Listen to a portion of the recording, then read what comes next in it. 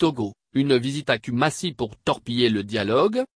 Le Togo traverse l'une de ses périodes les plus difficiles de son existence.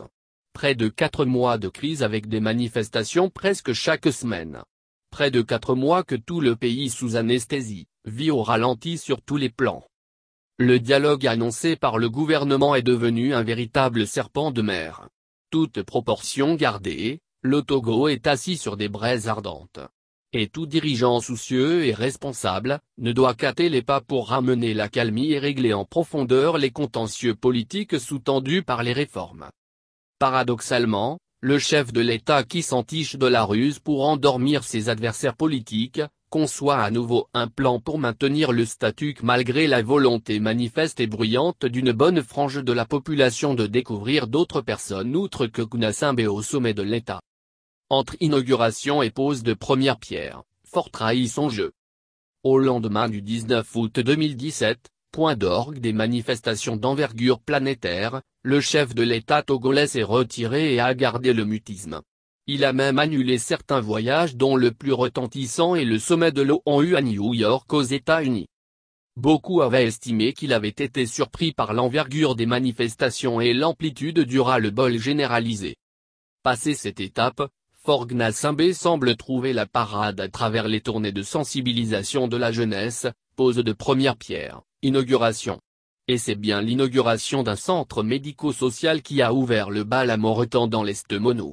Plus de 2 mois après, Faure Gnassingbé continue son périple plus que lors d'une campagne électorale.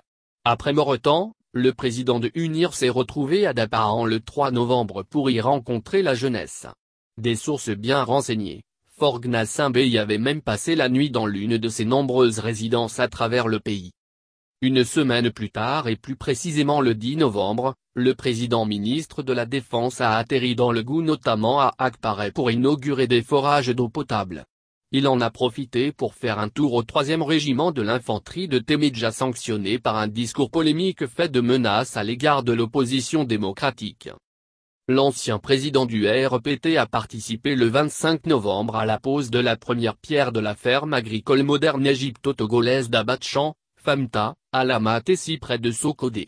Là où il a encore changé de discours pour annoncer que ce qui se passe à Sokodé nous fait tous de la peine et nous en sommes tristes. Ce n'est pas le temps de pointer du doigt telle ou telle personne, tel ou tel responsable. C'est le temps de dire que nous devons rechercher les solutions ensemble. La ville de Kpalimé n'a pas été oubliée les jours suivants.